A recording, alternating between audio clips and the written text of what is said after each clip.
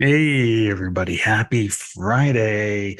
We're here with the Local Marketing Institute Q&A Live with Ben Fisher from Steady Demand. You can reach me on Twitter at the Social Dude for as long as Twitter is actually around. They just killed the API. What's going on with that? Anyway, and my fabulous co-host, Greg Gifford from Search Lab Digital. And you can reach him on Twitter at Greg Gifford. And please do join us on Facebook, the Local Marketing Institute Connect page, of which we are actually at 2.2 thousand members.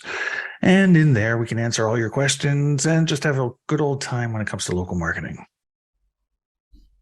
And finally, go ahead, please, and download us on your favorite podcast platform, Apple, Google, Spotify, iHeartRadio, whatever your choice is. We'd love to be in your ear when you're driving. All right, let's get rocking and rolling, Greg.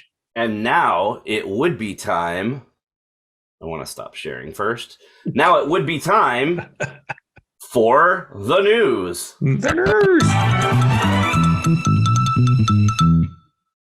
Yeah. And so I have the first news item of the week, and this week's news item is important for anyone who is a vehicle dealer in the United States, because now any vehicle with a VIN is eligible to be displayed in the Cars for Sale widget on your Google Business Profile, which is something that's been around for over a year for strictly car dealers in the US. Now, motorcycles, RVs, boats, power sports, any vehicle that has a VIN is now eligible to have their inventory displayed in their Google Business Profile. And I have heard from a reliable source that for those of you outside of the United States, Canada and Australia and UK are on the plans to be coming sometime soon, but that could be 5 years from now. It could be next month. We don't know what that timeline is, but it will be rolling out outside of the United States. But excitingly enough, in the US, now you can do boats and RVs and power sports and stuff. So that's pretty cool. Yeah, that's very cool, man. Any indication of why they made this move forward? I mean, clearly they're going to monetize it because they want money, and it's Google and they need to make more money. So it's just an opportunity. Really, Cars for Sale's been out for a while, but it's really more of just kind of an expanded beta. I think they put it out to let everybody really bang on it and figure out what was broken and what didn't work, so that then they could fix it before they rolled it out to all vehicles. Right on, right on. Well, cool, man. Thank you. Let's see. The next piece of news that we have is that Post Insights are basically officially deprecated. They're gone. Bye-bye. Yeah, there's not too much to that. I mean, Post Insights, they were kind of useless anyway. Just they were always off. People were like, oh, I got 2 clicks. Yeah, well, and like Google Analytics shows you have 50 clicks. So, which is right. So anyway, but they're gone. They're gone from the API, and they're also gone, I believe, for product posts as well. And the next news item is now you are able to post videos when you leave a Google review. You've always been able to leave an image or multiple images with your review, but you can now leave a video along with that video review. And Ben just shared a link there in the chat. So if you'd like to go read more about it, you can read more about it over on the Local U website. Yes. And with those videos, just so you know, you can only do them on mobile at the moment. So will it come to desktop? It's Google. They do everything on mobile first, then it goes to the desktop. So yes, eventually you'll probably be able to do it. We don't have that from on high, but it's my crystal ball tells me that this is what's going to happen. By the way, everybody, if you do have some questions, please go ahead and put them into the Q&A. We will definitely be getting to those. A little bit quiet right now, so ask your questions. Okay. The next piece of news that we have is, I don't know if anybody in the audience remembers, but there used to be, and I think it was around 3-4 years ago now, there used to be a huge personal injury spam network for lawyers. And it was all lead gen companies, and they all had the names like best absolute lawyer network, personal injury network of San Diego or whatever. And well, anyway, they're back. They're in California, all over the place. I haven't checked anywhere else yet.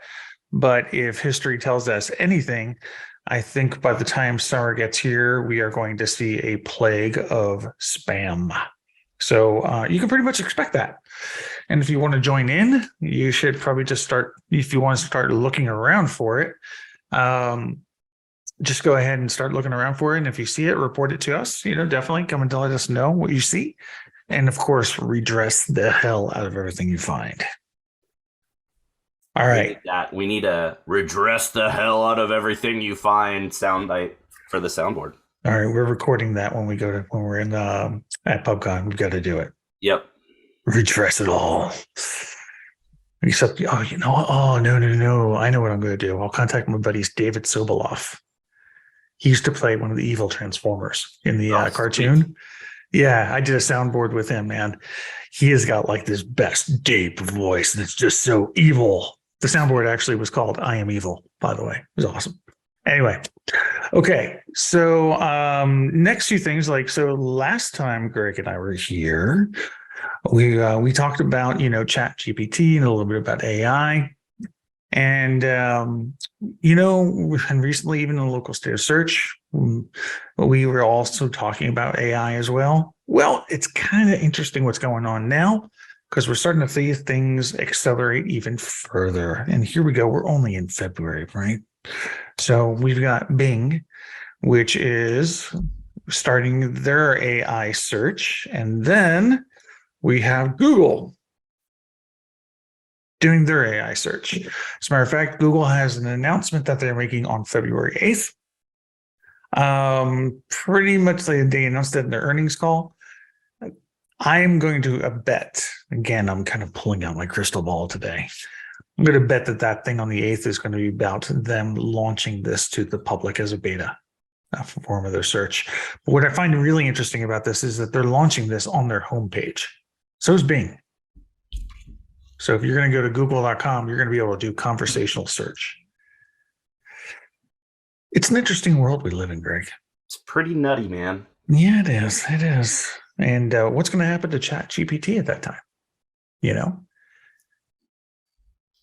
going to be interesting, right? It will be interesting to see how things fall out. And it's also going to be really interesting once they're both running to see how different the results are when you ask the same question to the different chat searches. Right. So we're going to see some little things like little boxing matches between Bing and Google. I'm going to ask this question in Bing and ask it the same thing in Google and see who's right. Yep, pretty much. All right. So with that, let's go ahead and let's get into some questions. Okay. All right. The first one is for you, my friend. It's GBP UTM tracking. And this one is from Dennis McCall. Hey, Dennis, I don't know. Let's see. Is Dennis with us today? Not with us today. Dennis is not with us today. But hopefully, Dennis, you're listening to the replay. Exactly. All right. Yes, Paul, Chat GPT. I can't hate that GPT, really.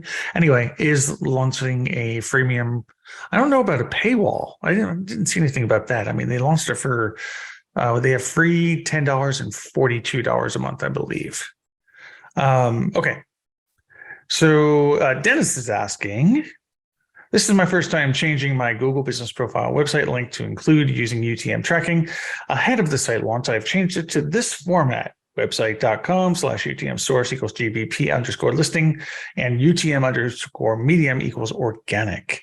My question is, the tutorial I watched used an abbreviation GMB for Google My Business, but I changed it to GBP for Google Business Profile in the link.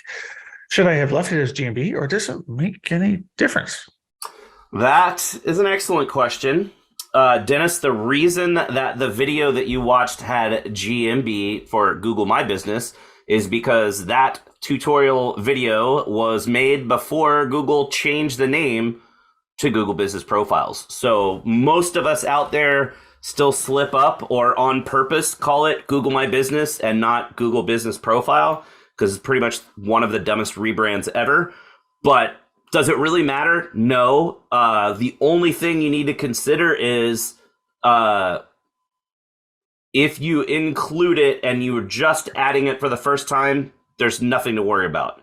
If it was already there, which you said this was your first time changing it to include it, so it wasn't. But for anybody watching and for everybody listening live, it does make a difference if it's already there. If it's already there and it's GMB, do you really need to switch it to GBP? No.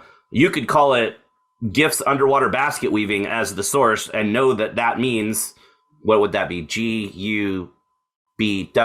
You could call it GUBW for GIFs Underwater Basket Weaving, and it would still work. All that matters is you're putting something in there to force Google Analytics to attribute it to a certain source and medium, and you need to know what those are. If you call it GMB versus GBP, nothing matters other than you're calling it the old name. It's especially important to consider if you're going to update it, are there any reporting elements attached using connectors? Like if they're using Data Studio / Looker Studio, another weird rebrand. But if you're using one of those connectors and you have the report set to pull the data from the source with name GMB and you change the source to GBP, it will break that dashboard or that report and someone will have to go update that. So that would be the only real consideration in changing it, is if there's any current stuff tied to looking at Google Analytics with the old name, you're going to break it when you change to the new name, but it doesn't really matter. So I have anything to add? Well, I have a very important question for you, Greg. What's that? So, it's kind of like we say, it's like every time you use a bullet point, you're killing a kitten, right? Yes. Okay. So is any time that somebody says GMB, are they killing a kitten? I don't think so yet, because we're not even a year past the name change. I think when we get to being a year past the name change, I think that first year gives us a little leeway. Like when it switched from Google Places to Google My Business, that was like 7.5 years ago. And we still called it Places for at least a year. So I feel like you can kind of give people a pass for the first year. I don't know. Jump in on chat. Tell us what you guys think. Or you gals think, for the ladies in the room. I think we get kind of a year pass. After a year, we should probably all be doing it right. So then at that point, let's start. Okay. So we're not killing kittens for at least a year. I think a year is probably the safe number. That gives you a good solid 12 months to work through the name change in your mind and start to say it that way every time. And we shouldn't really heckle people until it's been a year. At that point, it's open season on anybody that says GMB. All right. Okay. So there you have it. Officially, it is safe to continue to say GMB. No, it's not. Just saying. All right. Nothing else to go on the UTM tracking, man. The next question is for you, and it is also about GBP. So this one is from Katrina, who is also not here today, but hopefully Katrina is listening. We're missing you, Katrina. The subject is new GBPs or add name and category to current GBP. Katrina's client is a 50-year-old well-known plumbing business with 2 offices in medium-sized competitive markets. They are planning to grow and expand into HVAC and electrical within the next 6 months. From a local SEO perspective, is it best to add those service categories to their existing GBPs and just add heating, cooling, and electric to their name, or to start their new service divisions as separate businesses and additional GBPs, so each GBP gets maximum exposure for all the supporting categories? Let's stop there. That's because the next part of the question is long. So let's answer that, and then we'll move on and go to part 2. Okay. And you know what? This is a really great question, by the way. I mean, we get asked this question all the freaking time. And on top of it, I see lots of people that get suspended because they don't ask this question and then they just do. So the answer to this question is this. Very simply, if you have, for instance, a business that has a certain type of service line and you are adding new services to your business, you are not going to start up a new Google Business profile. You will indeed add those as your subcategories or switch them out to primary category depending on your season, right? Because you got heating and cooling, right? So you might move HVAC, for instance, up during the winter if it's going to be more profitable for you. So that's the first thing about that. Now, there's a caveat to this. The only caveat to this is, let's say we have Greg Gifford's Plumbing, right? Now, Greg has gone out and he set up an entirely new LLC for Greg's HVAC, which is going to be operated independently, separate employees, separate invoicing, separate website, separate Secretary of State entry, separate BBB, separate blah, blah, blah, blah, blah. And most importantly, separate office and separate entrance. Now, if that is true, Greg can have a second GBP. Okay. It's still a little tricky because you have to play around with the address. But the fact of the matter is that's the only way to do it. All right. Damn. Separate. Keep them separated. We would all be wasted right now. I know, dude. I know. All right. Okay, so to continue and summarize the rest of the question, they were giving some answers or some examples of what names could be, but then added the note, their attorney and CPA have advised them to run each new service division as separate entities. Oh, there we go. Okay. So that's the key, though. Separate, again. Man, I'm gonna notice every time we say that word now. But like Ben said, that is the key. It has to be a separate business entity. If it's going to be the same office, same address, same phone number, same staff, then you cannot do separate GBPs. It has to be a actual separate business, separate location, separate staff, separate phone number. So to the second part of this question also, which is about naming conventions. So in this case, with the attorney and CPA advising them to create new service divisions as separate entity, we really do need that.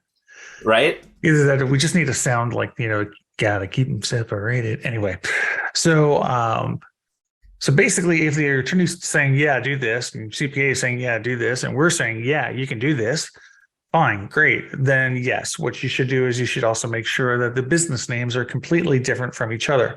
XYZ Plumbing, XYZ HVAC, XYZ Electrical. That is the correct way to go. So congratulations. Can I get a little bit of a cheer sound? Do we have a cheer sound? You can get a cheer. I forget hold on, I got to look it up. I got to learn. I got to learn what the hotkeys are so I can do it without having to look over. Right.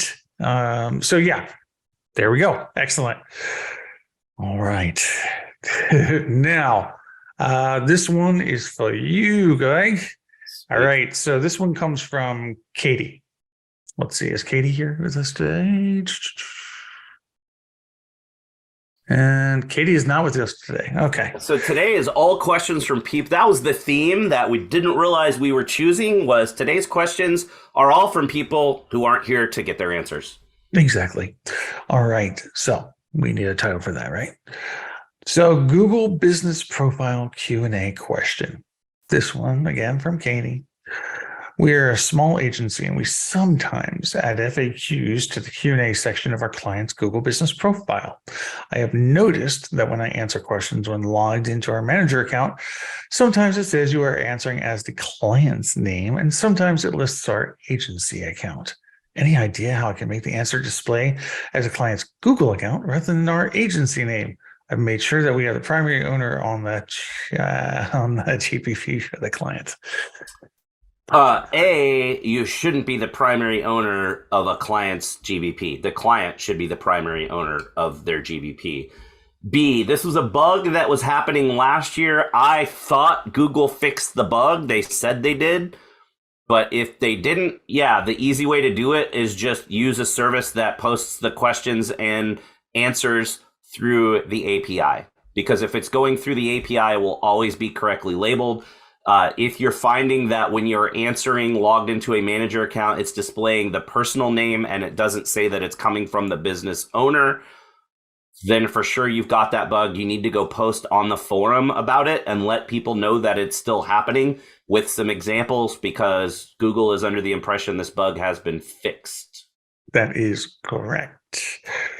Now, before we get into the next series of serious questions, I want to do a little shout out to everybody. Thank you. We have some questions in the Q&A. However, we could use about 5, maybe 10 more. So please ask your questions in the question and answer widget. We are here to answer anything that you have. And even if you have a tough, horribly tough Google Business Profile or local marketing question that you need worked through, Greg and I are here to answer you for free. So yeah, and we can go back. We did it for 1 or 2 episodes before the holiday break. We can do like live audits of trouble accounts, whether it's a client account that you're struggling with something, or whether you want us to look at your own site, throw a site out there, and for the last 10 minutes, we can go in and do some live looks at stuff. Exactly. We got no problems doing that. So drop those into the Q&A though. Say audit this site and give us a URL. Look at that. We got 2 questions already. So thank you. All right. But now we have a couple of really hard hitting questions. God. That, I mean, honestly, everyone, when Ben and I meet before the show to prep and figure out the order of questions, I was struggling a little bit about whether we should ask these questions because they're really difficult and we really want to look smart to everybody. And this might really uncover that we don't know what we're talking about. So it's a bit of a crapshoot. We might have to ask for some help from the crowd because these are really hard-hitting, difficult questions. Actually, you know what, Greg? Why don't we? We can go ahead and answer it, but I think that the crowd should also answer it. And we should crowdsource this in the chat for sure. Yeah, I agree. Everybody down for that? Say if you let us know if you're down for that in chat. Say yes, you're down for it, or no, you're not down for it. Okay. Max is down. All right, here we go. All right. Boom. So the first question of utmost importance, Greg, comes from Theodore Williams. The subject, hair care. The question, how to curl your hair with a wand. Obviously, I am the right person to be asking this question to because of my luxurious locks. Max wins. Max answered. It depends. Yeah, and this was submitted through the Local Marketing Institute Q&A office hours, so I'm not quite sure how this would have happened. But basically, for those of you listening, you would take the wand, kind of like I'm holding the pen, and you put your hair and you click the little button to heat it up, and that's all it really takes. It's not really that hard to do. It's like a curling iron. It's just a wand. So there you go. Hair care tips from the Local Marketing Institute guys. And there we go. And I think that, Greg, that your answer about how to do this, how to curl your hair with a wand is very good. But just to be sure, oh, damn, man.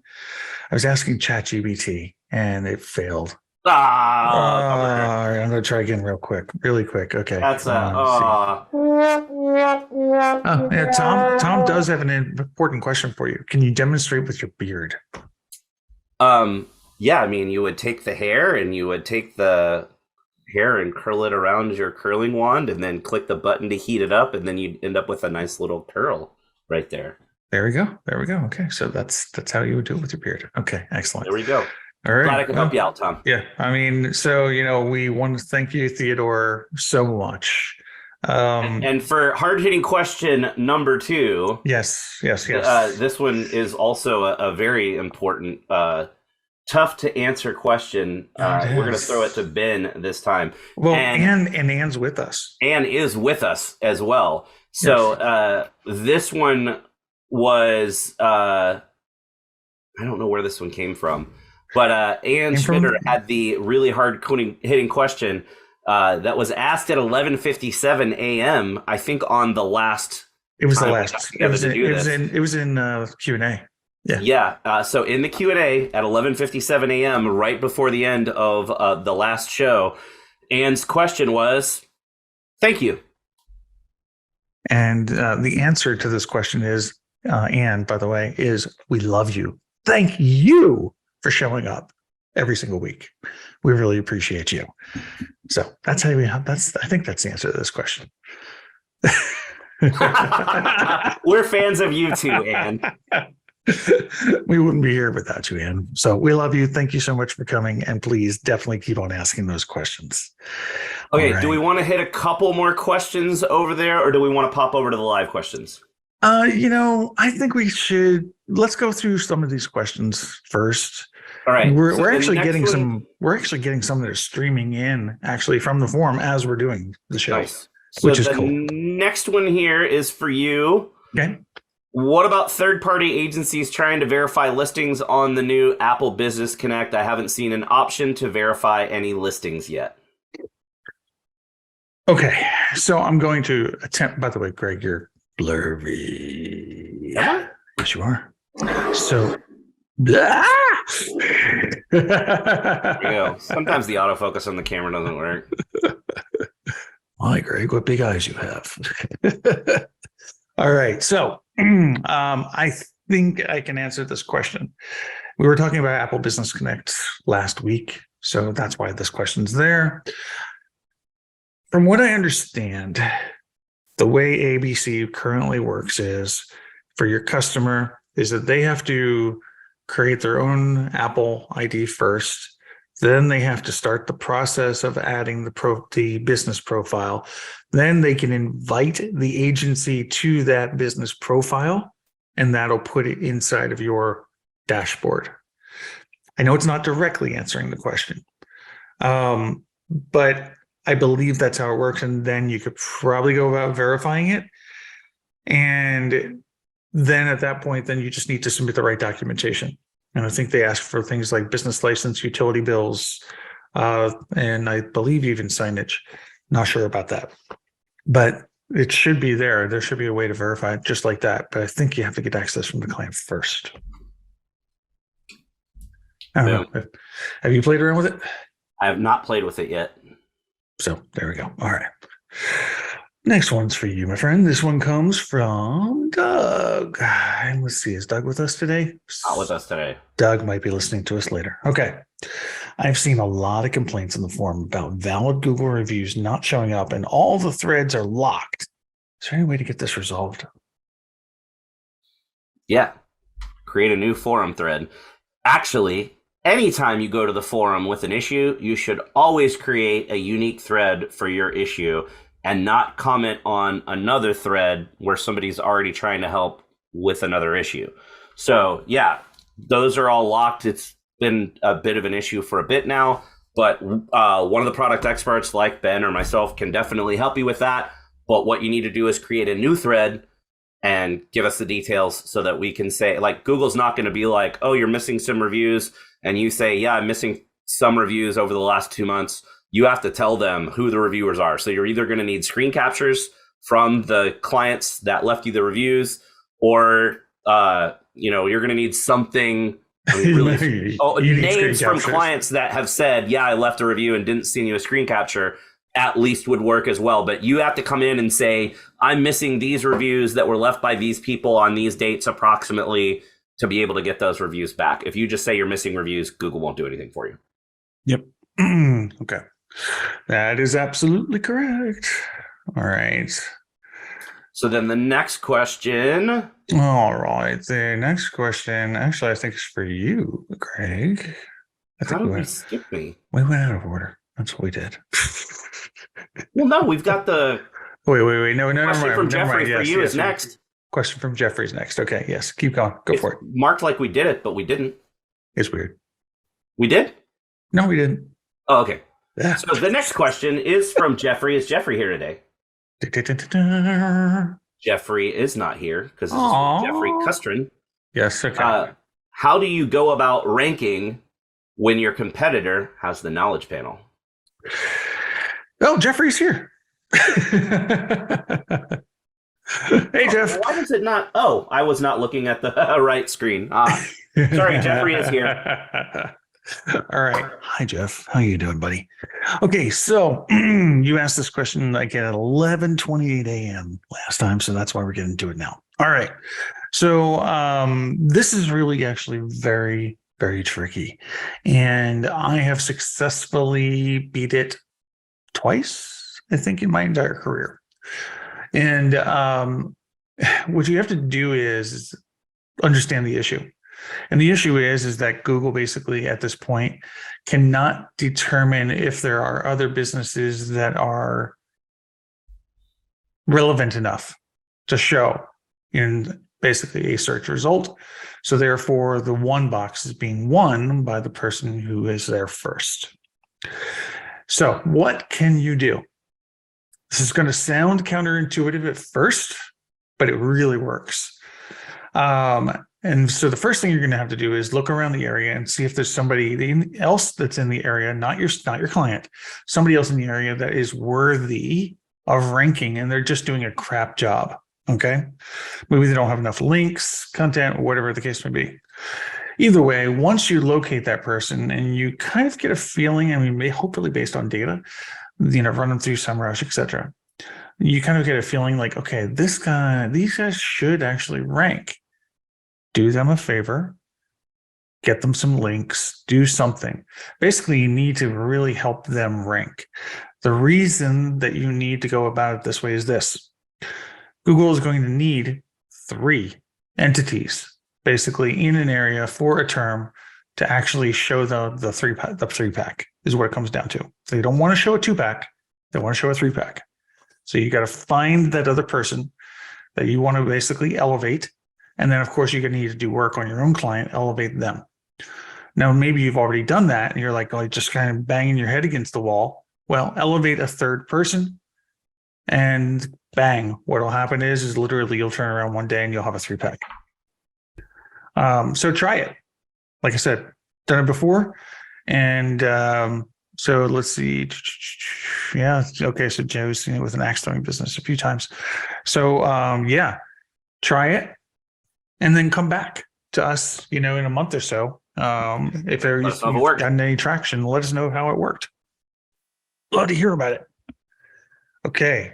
Oh my goodness. Yeah, we can have a lot of questions and answers to go. We should switch over to live. We're halfway. Yeah, we should. I'm going to move all these other questions into our to be asked later questions. Okay. Just moving these over. All right, let's do this. Q&A. I forget whose turn it is. That was a question to you. So now it would be my turn? Correct. And this one is from Maximiliano Lopez. What's up, Max?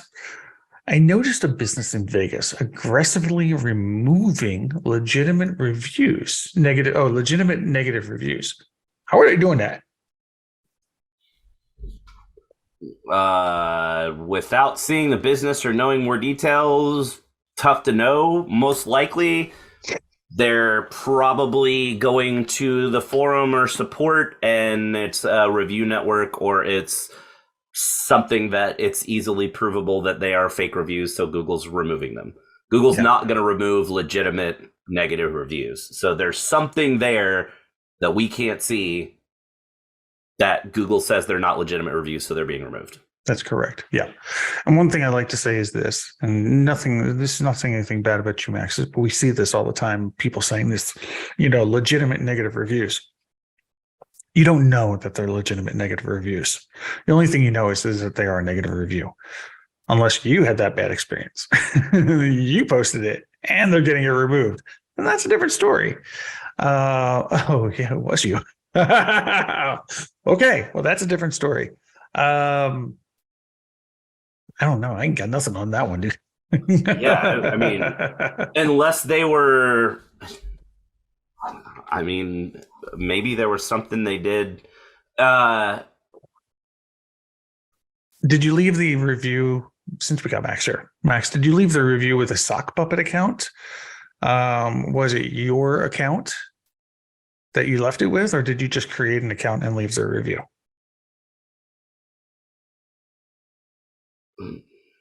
His ranked account. Did it ever show up in the first place? Because maybe it shows to you, but it never showed up publicly. Huh. Weird. That's interesting. I would actually go to Local Guides Connect and I would post about this there and see if anybody can help you. Because there could be an issue with your account. That's a possibility. But Yeah, that's a weird one, Max. Definitely a weird one. Okay. Tom has a question for you. Tom Patterson. So, works for a company that has his GBP, and he gives you a link. Google shut down the Gmail address to log into the profile. So I cannot log into the profile. The problem is that there's no link to claim the GPP. Any suggestions on how to claim the profile if no claim button is on the profile? I'm going to take a look at this one too. Oh, okay. Oh, I know what's happening here. Want to take a stab, Greg?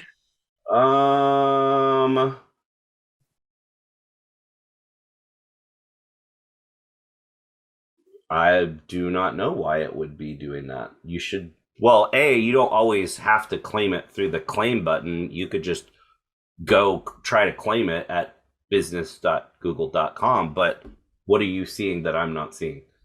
I'm trying to trigger it first. It's a little bit difficult to trigger. So this is a service area based business, and it is on. It's okay. Here we go. What's this service area? Okay. So what I'm doing right now is I'm trying to find the company actually on search, not on maps. Because sometimes you're not going to get the information. You won't get a claim on maps, but it's always going to be on search. And so this is in Providence. So it's Rhode Island. All right. Oh, and we get multiple plumber companies. Yay. If you do the plumber company Providence 1776, it shows that one. I see it. Hold on. I'm trying to figure out one more thing. Interesting. Okay. I'm going to go with my gut. My gut tells me that the plumber company, I'm going to make an assumption, Tom, and you may or may not be able to answer this question, but I think it's because they basically are bulk verified. If they are bulk verified, then usually won't get to claim this business type of option because it's a bulk verification company. It's basically a change of designation. So if they have more than 10 profiles on Google search, then they are probably going to be bulk verified, and that's why you won't see it. But if you know otherwise, Tom, definitely let us know. All right. Next question. I'm going to just throw it over to you, Greg. All right. You ready? So this one is from Al Anthony. Okay. A client is rebranding and will be changing their name and domain. They have excellent local search results and organic. I'm guessing that means traffic. What do you suggest to minimize the possible loss of SERP results, local and organic, due to the domain change? Oh, organic listing and map pack listing. Yeah. So by changing the URL, nothing. I mean, you might get suspended, of course, which means you'll have no traffic. But in that, it's not going to really hurt you too much. As far as changing the name goes, that's a different story. I mean, so Google is really good at understanding that a name change has taken place because you're just going to rename the GBP. So usually for a period of time, about 3 to 6 months, you search for ABC company and XYZ company will still display. Basically, it was called, say, XYZ before. However, it depends to it too. And that is that if you have keywords in your name, then absolutely you can suffer a ranking drop from local, not necessarily organic. What do you think, bud? Yeah, totally. That's why I was asking Al in the chat if he could share what the old and new names are, because if there were keywords in the name and there now aren't, then you will probably see a reduction in visibility and traffic. Yeah. If there weren't keywords before and there's not keywords now, probably won't matter. If there weren't keywords before and there are keywords now, you're probably going to do better and still nothing to worry about. Yep. Cool. All right. Next question This one is for you, I think. Oh, this one's for me. This one's for you. I get lost when we don't have our little initials on there. I know. So everybody in the background, I mean, so when we get started, when we're doing this show, the first thing that Greg and I do, besides sit here and laugh and have fun, is we will go ahead and we'll divvy up the questions, and I'll put a little BF next to mine, and I'll put a little Greg Gifford next to his.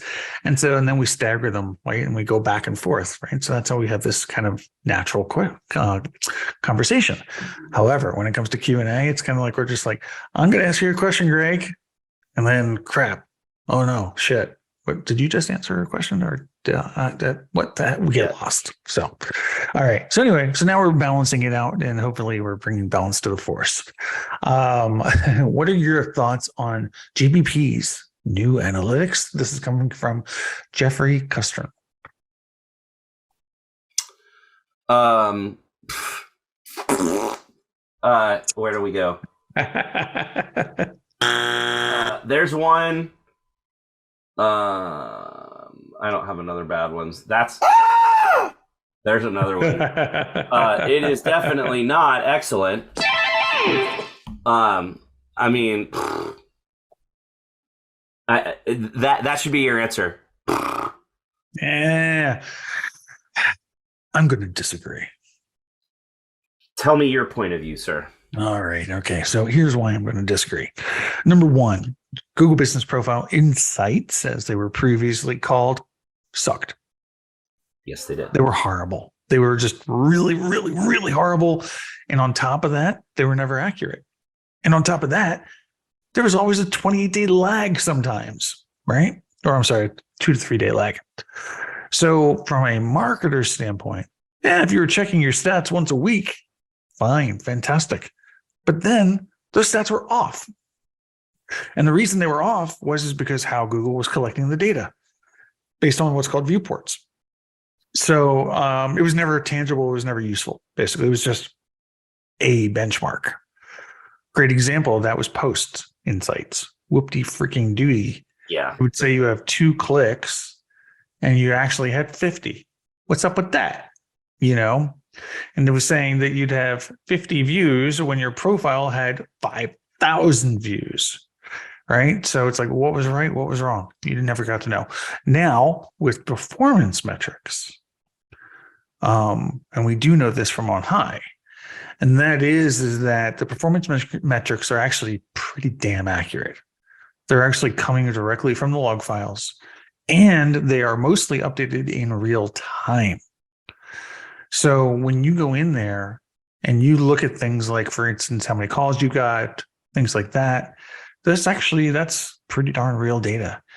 But what I like is not the top line data. I like the bottom data, the bottom graph. The first thing I like is keyword insights. Keyword insights rock. That's real data. It's actionable data. You can even take that data and buy AdWords with it if you really want to. Which, by the way, was the first intent when they created the keyword data. And so that's number one. It tells you what you need to basically work on. Number two, it has the breakdown between mobile and desktop. And you can also do a year over year by selecting the same month, or actually multiple months. So you can get a good year over year breakdown. How are you doing? I had a customer go ahead and send me a message the other day, and they're like, "Oh, how come we have this little dip in traffic this month?" And I did a year over year comparison. I said, well, you've got a dip in traffic. That's true. But guess what? You're up 52% from last year. They kind of didn't say anything after that. So anyway, that's my thoughts, my friend.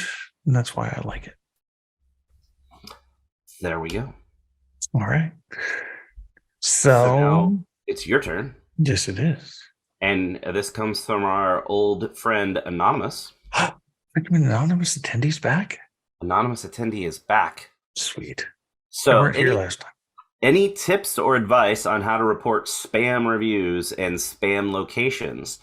Does having multiple people reporting spam locations and spam reviews help? So I'll start off with the second part of the question, and that is, does having multiple people reporting spam locations and spam reviews help? Sure. But if you hit it like a jackhammer and get 100 people to do it, no. That's too easy of a pattern to identify. How to report spam reviews and spam locations. Pretty much, look, the fact of the matter is if somebody has spam reviews, it's probably a spammy location. Okay, that's the two usually go hand in hand. So what I would do is just go to the redressal form and just report the spam locations first. Okay. A secondary thing that you can do, it's not as effective, but that is you can also come to the forums, the community, and report a company with spam reviews. Just give us the links to the reviews. You don't have to give us a link to the company. Definitely don't mention their name. Or you can just reach out to support and tell them about the fake reviews. Okay, that's another way you can do it. But it's not as effective. Again, I would really hammer in on the redressal route. That's it. All right. Next question for you, Greg. This is from Saeed Hassan. In my region, accessing chat support for GBP has proven to be challenging. Is there a method I could use to initiate chat support? I didn't know they still had chat support for GBP. I thought they do. They do? Oh, well, geez. I mean, I don't know. I don't ever use chat support for GBP. So in my experience, though, GBP support is a bit lacking. And you're probably better off just going to the forum instead and getting help from one of the product experts. Yeah. So unfortunately, Saeed, getting to chat support is kind of like we just consider it rolling the dice. It triggers for certain people at certain times for certain issues based on the theme of the day at support. So in other words, if they're finding that people are having more problems with reviews today and they're getting an influx of support tickets for lost reviews, it might show. So again, it's like rolling the dice. So the only thing I can tell you to do is, and again, your results may vary, is just start typing in keywords and start clicking on those little chips and start going next until you get to the end. And if the chat support's not there, start over. Yeah. So, Mark has a question. Can we supply the link to the forum? You're welcome, Saeed. I'm going to go put it in the chat right now. Okay. And then there's a question for you from Al Anthony.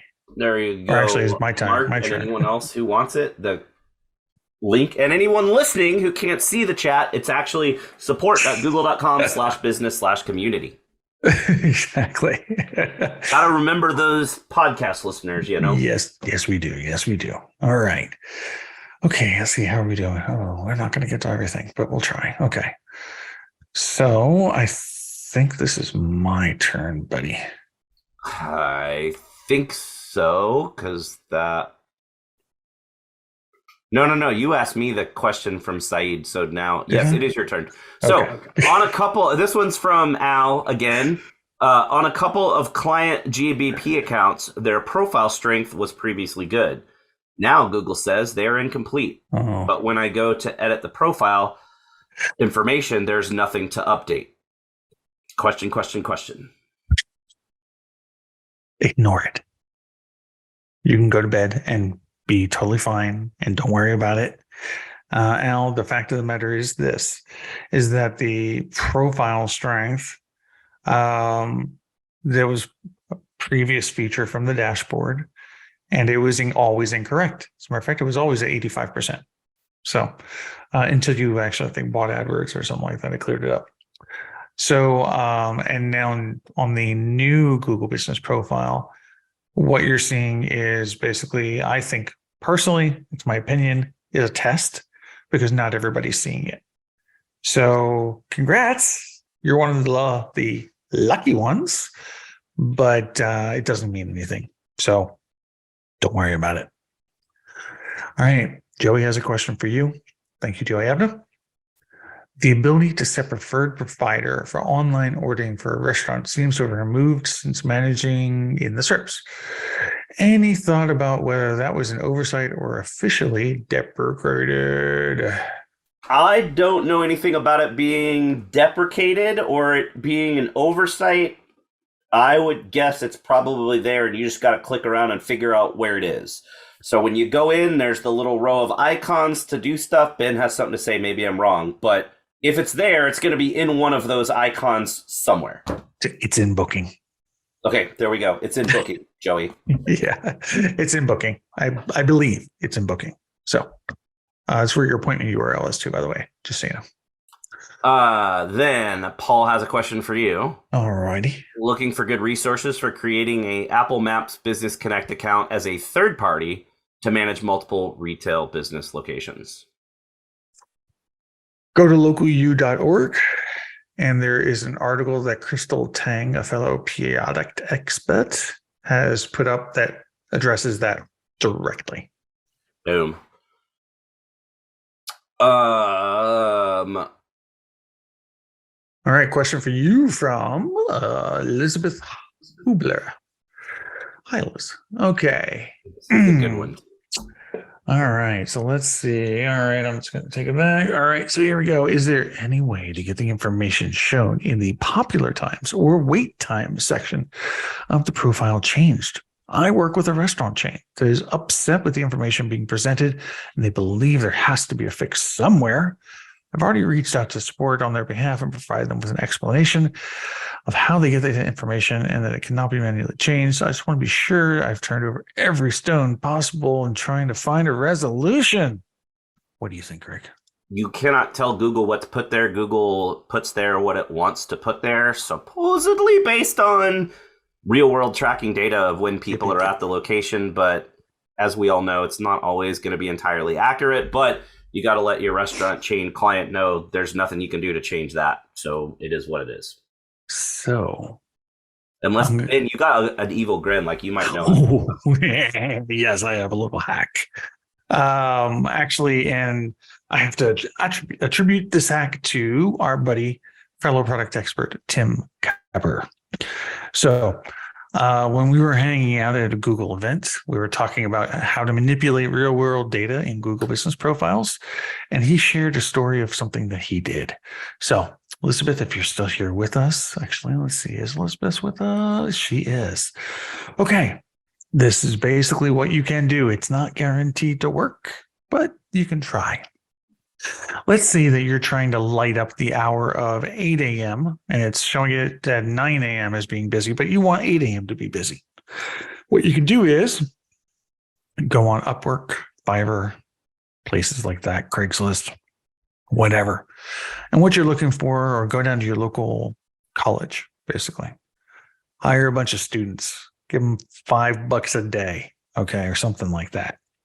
And just say, hey, we want you to go ahead and we want you to travel to this location every day for the next 30 days at this exact time. And we want you to hang out for 15 minutes, whatever the case may be. With enough GPS data, basically from the phones, then Google might trigger that time to actually be a popular time.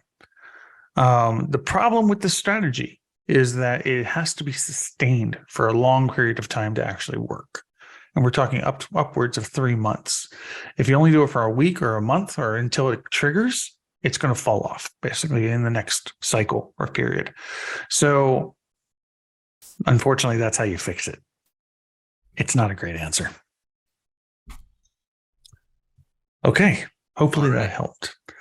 All right. We have another question for you. It's your turn. Is it my turn? Okay, never mind. Your turn. This is from our buddy, Steven. Hey, Steve. Steven says, a client segmented their medical practice over 15 years ago for each of their specialty services, created different companies, websites, and GBPs. Each site/GBP performs well for their specific specialty service, but ultimately they are all medical services, but different. Example, DDD, ortho, endodontist, prosthodontist. All at the same address, but using GBP located in. Do you think it may be best if they consolidate or keep separate? Consolidate. Because granted, I mean, I'm going to probably just go ahead out on a limb here, Stephen, and you can correct me if I'm wrong, but they probably don't have unique entities for each one of these. They probably have different doctors, but they all probably all work for the same practice. Again, correct me if I'm wrong, because in healthcare, it's kind of weird. They're all separate companies? Okay. And if they have separate, I'm assuming they have separate everything basically at that point then. But is it one phone number for all of them or separate phone numbers for each of them? Like when you call the office, if it's all the same address, separate phone. I mean, if it sounds all separate, technically they're allowed to do it. Yep. Absolutely. So I would, I would definitely keep them separated. I need to get that for sure. That's twice today. We could have used that. So yeah, it is. It is. Yep. What about for best results? I mean, well, now it depends. It depends on what do you mean by best results. There we go. It depends. Right. So, I mean, if you're talking about best results, it's like, okay, well, how do I concentrate my review strategy? Right. Yeah. Okay. So if you've got, 20 different doctors or doctor offices in one location, yeah, you've got to spread your reviews across all the different entities. But from a results perspective, yeah, more is better. I mean, if I'm searching for a DDI, an orthodontics, I want to find somebody who can do braces, orthodontics, right? So yeah, I would say definitely keep them separate. Okay. Boom. All right, my friend. Anonymous attendee has another question for you. Okay. Right.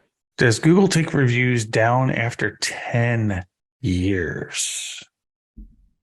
Not that I'm aware of. I'm curious where that number came from, if you heard something somewhere else, but I'm not aware of Google ever removing reviews. I remember somebody sometime in the past saying that they were losing reviews and they thought it was because of the age. Gosh, what else did I hear? I heard something else about that.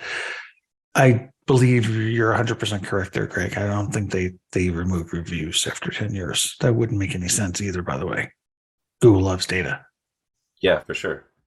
So, all right. So, and that means it's your turn with a question from Jessica. All right. Jessica has an SAB with a duplicate listing showing an error and displaying their new remote office location address, which is hidden on the actual correct listing. This is causing clients to show up to their remote office unexpectedly. I've gone to support, or Jessica has gone to support, and support's response was that they escalated the issue to be researched, but have taken no action. How can Jessica simply get this duplicate removed without having to wait with fingers crossed? If it has been over 2 weeks, grab the case ID and all the information related to it, come to the Google Business Profile community, and somebody like Greg or myself, one of the product experts, can go ahead and escalate it to Google. Unfortunately, this is a situation and it has to deal with, it's not a true duplicate actually, by the way, just so you know, but it is a duplicate in the sense of terms. But anyway, yes, we can go ahead and escalate it for you and get it kind of unstuck. How shall I say? Boom. And that, do we have time for one more, or is that? I think we might even have time for 2 more if we really want to kind of try it. Let's squeeze it in. Let's try it. All right. So my client, this is for you, Brittany Barks. Hopefully I pronounced that correctly. My client has a competitor that has 2 locations appearing in the local pack when searching for Invisalign, Eugene, Oregon. One has the business name Invisalign, Eugene, and then the other has the actual business name with the doctor's name in it. They share an address and a phone number, but they have 2 separate domains. I tried submitting public edits to the Invisalign, Eugene a few months back with no success. And they did try a redressal form as well. What else do you think I can try?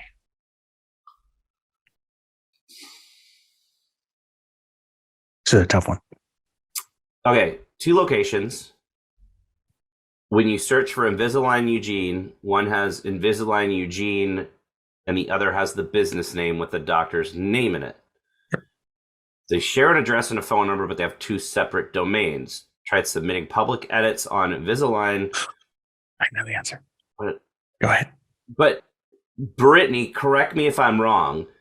Your client, we're talking about the competitor listing of your client, and they have 2 for the same business because most likely one of them is practitioner listing. You're trying to get one of them removed to help your competitor because you're quote unquote spam fighting. If it is a practitioner listing, it's legit. You can't do anything about it. That's exactly correct. If it's not a practitioner listing, then potentially you could get support to take it down, but it sounds like it's a practitioner listing and you can't do anything about it. It's totally within the guidelines. So therefore it cannot be removed unless the practitioner is dead. If the practitioner is dead, they will remove the practitioner profile. I am not saying that you should go kill. Stephen Asman, how about retired? Stephen, if you can prove that they are retired with some kind of public document, then yes, you can appeal to have it removed. Absolutely. All right. With that, my friend, I am going to say that we are done for today. Boom. Yes, we are. Let me just do some stuff here really quick before we shut her down. Thanks to everyone for joining us yet again for another episode. We appreciate all of your questions. Definitely, if we didn't get to your questions, Ben is copying them down right now. They will be added to next week's list of questions. That is correct. Don't forget to go to the Facebook page or to tweet us and let us know what questions you have moving forward for the next time 2 weeks from now when we'll be back. All right. And with that, we are out. Everybody, thank you for joining us. That is another episode on the books with Greg and myself, Ben Fisher. So everybody have a wonderful weekend. Hit us up absolutely on Twitter or Facebook. Come join the Facebook group if you have questions like this, by the way, during the week. We can try and pull those out too. But absolutely go ahead and fill out the form. And with that, adios. See y'all. Bye-bye.